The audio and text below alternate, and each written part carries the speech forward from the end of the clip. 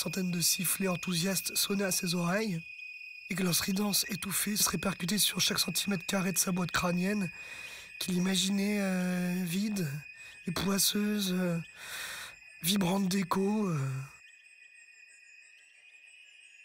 Bon, alors il se demanda comment elle allait dissimuler cette monstrueuse gueule de bois à ses parents. Et il prit une de ces grandes aspirations exaltées qui, bon, à défaut de le détendre, avait tendance à le faire péter.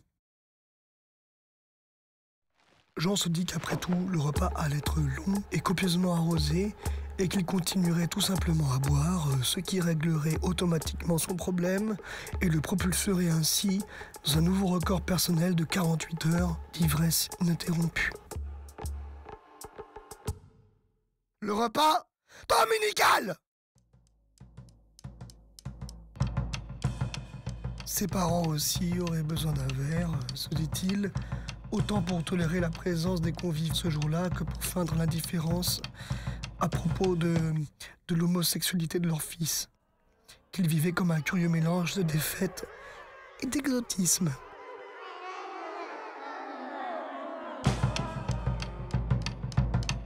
C'est une fois assis que les ennuis commencent.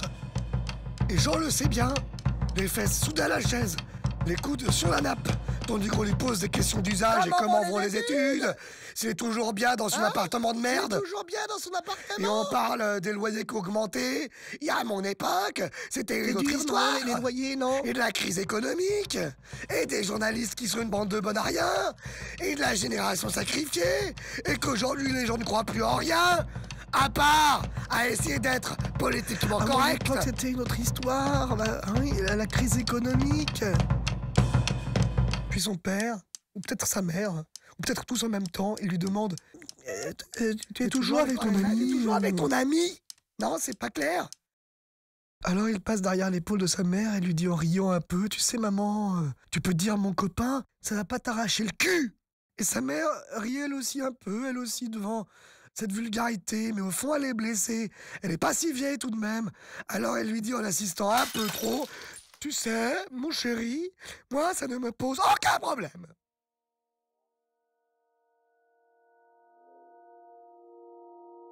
Sa mère est belle, très belle.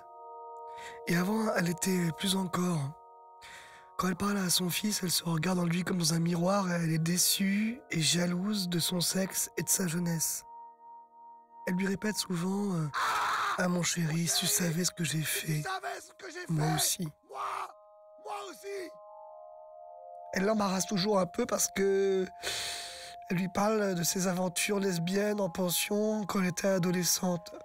Elle lui parle de ses conquêtes passées et du désir qu'elle éveillait chez les hommes. Et ça, c'est gênant. Hein. Et puis, pour le faire rire, elle va toujours un peu trop loin et elle se met à parler de position. Et puis après, elle parle carrément d'accessoires. Et puis après, carrément de gabarit. Puis après, c'est des choses plus crades. Et tout ça, bien sûr, devant sa grand-mère. Hein.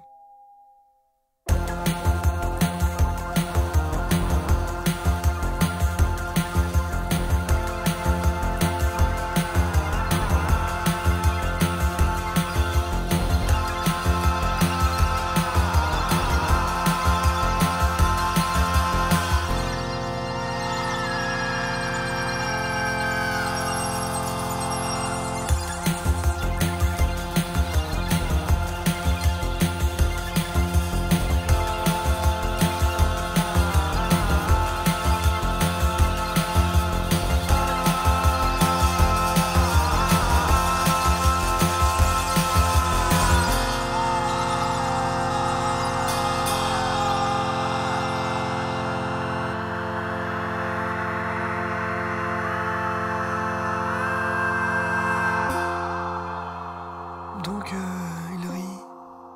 Et elle finit toujours par pleurer un petit peu. Ça va passer, mon chéri. J'ai bu un verre de vin en cuisinant. Je suis un peu mélancolique.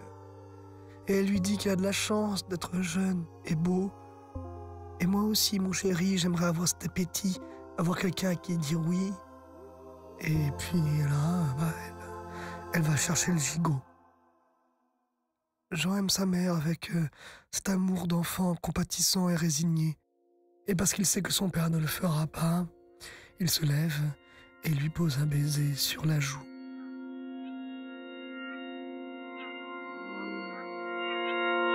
Son père ne dit rien.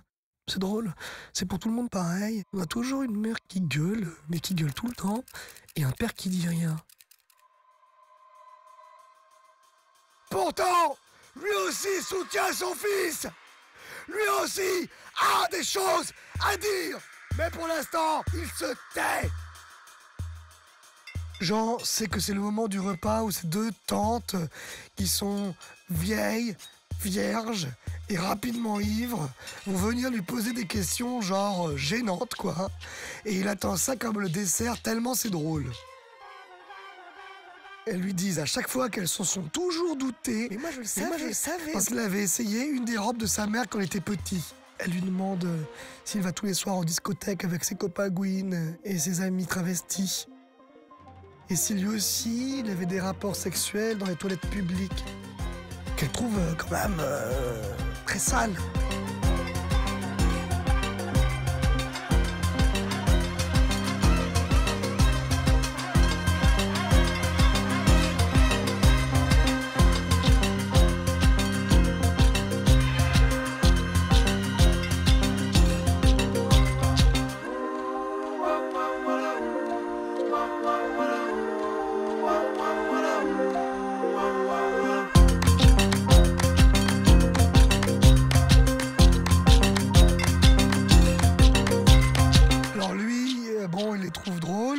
Mais son père, il ne les supporte pas. Ah!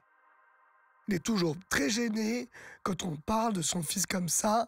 Et puis, il en a marre de ces vieilles connes qu'on invite au repas du dimanche depuis des années. Alors il boit et boit encore. Jean sait que son père est désormais assez ivre pour parler. Il va lui dire que pour lui, c'était différent. Qu'il était étudiant quand il a rencontré maman, mais que lui, Jean, il a le temps avant de se décider. Et il lui parle de tous les tabacs qui ont été rachetés par les Chinois dans le quartier. Et il dit que les enfants, c'est important, même si c'est des accidents. Enfin bon... Et t'as vu tous ces foutus lampadaires qui nous ont mis sur l'avenue quand je pense que c'est mes impôts qui payent ça?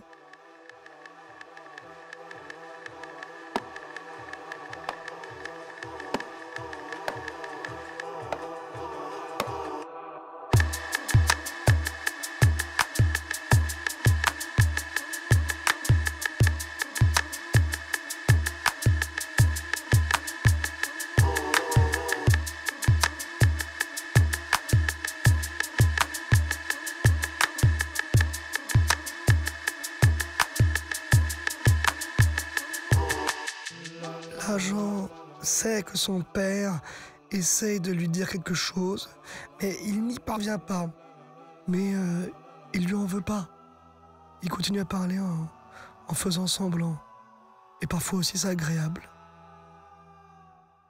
Jean est fatigué. On lui parle d'embouteillage et de tupperware. Il regarde sa grand-mère qui ne dit jamais rien. Elle doit se dire que les sodomites ont bien changé depuis les années 50, où ils faisaient leurs affaires dans leur coin, sans embêter personne. Ou peut-être qu'elle est morte, parce qu'elle ne bouge presque plus depuis le poulet.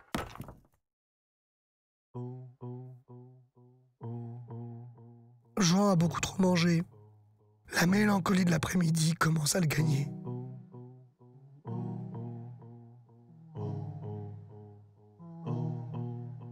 Il voudrait partir.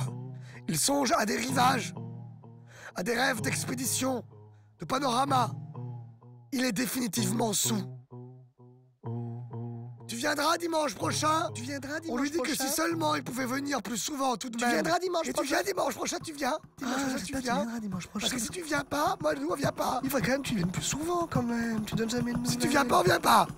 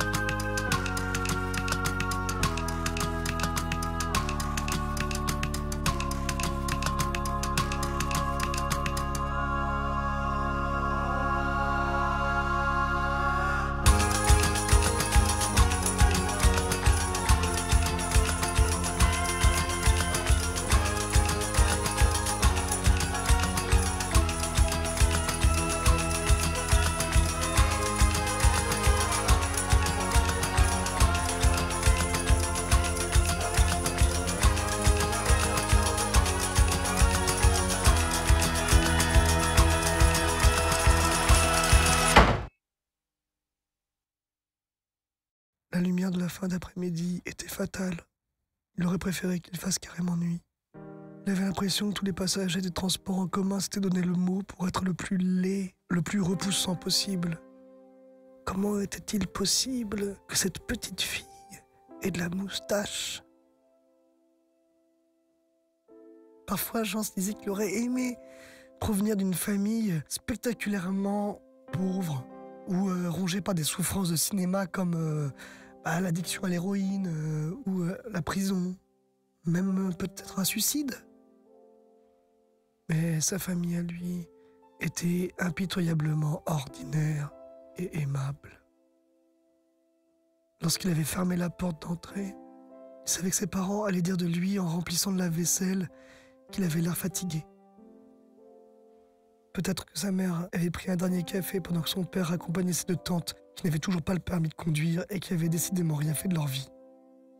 Son père s'était sûrement dit qu'il allait falloir passer un coup de fil en milieu de semaine pour rappeler à tout le monde le repas du dimanche. Il savait que leur fils avait tendance à oublier.